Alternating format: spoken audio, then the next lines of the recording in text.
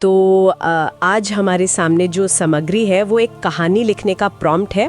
शीर्षक है ब्रह्मचर्य, आंतरिक यात्रा और प्रेरणा। ये हमें एक ऐसे व्यक्ति की कहानी रचने को कहता है जो इंद्रिय सुखों को त्याग कर आध्यात्मिक विकास की तरफ जाता है। हाँ, और सिर्फ विकास ही नहीं बल्कि आत्मानुशासन और आंतरिक पवित्रता का मार्ग चुनता है। सही। और ये सिर्फ एक बाहरी चुनाव की बात नहीं है।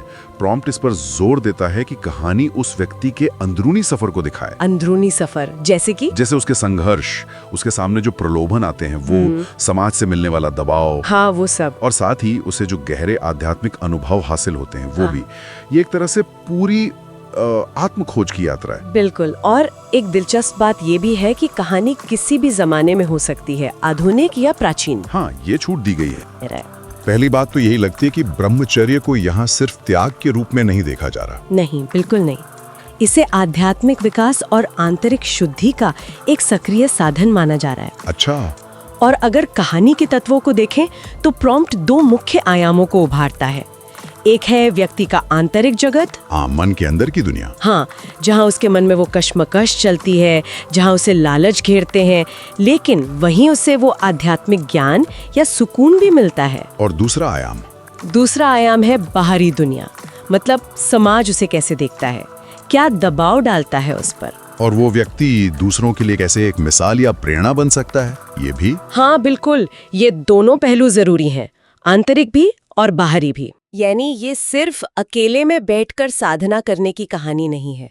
प्रॉम्प्ट साफ कहता है कि ये दिखाना जरूरी है कि इस रास्ते पर चलने से न केवल उस व्यक्ति का अपना जीवन बदलता है, बल्कि उसका असर दूसरों पर भी पड़ता है। हाँ, ये बदलाव और प्रेरणा दोनों ही कहानी के केंद्र में होने चाहिए। सही कहा। और देखिए, इस बदलाव की कहानी को किसी भी कालखंड में सेट करने की जो छूट है ना, वो एक अहम पहलू है।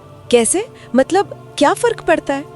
सोचिए, अगर कहानी आज के उपभोक्तावादी समाज में सेट हो तो ब्रह्मचर्य का पालन करने वाले को शायद ज्यादा संदेह झेलना पड़े, है ना? हाँ, शायद मजाक भी उड़ाया जाए या अकेलापन महसूस हो। बिल्कुल। वहीं अगर कहानी प्राचीन भारत के किसी आश्रम में हो तो शायद सामाजिक स्वीकृति ज्यादा हो। लेकिन चुनौतियां फिर भी होंगी, शायद अलग तरह की। हाँ, शायद अलग तरह की, जैसे कठोर नियम या बाहरी दुनिया से पूरी तरह कट जाना। तो प्रॉम्प्ट इन अलग अलग संभावनाओं को टटोलने का अवसर देता है। ये बात तो सोचने लायक है कि संदर्भ बदलने से संघर्ष का रूप कैसे बदल जाता है। तो फिर इस प्रॉम्प्ट से हम क्या सीख सकते हैं, या ये हमें किन बातों पर सोचने को मजबूर करता है? मेरे ख्याल से एक तो ये आत्मनियंत्रण का जो विचार है, अपनी इच्छाओं पर काबू पाना, एक बड़े लक्ष्य के लिए जीना, उसको सामने लाता है। हाँ।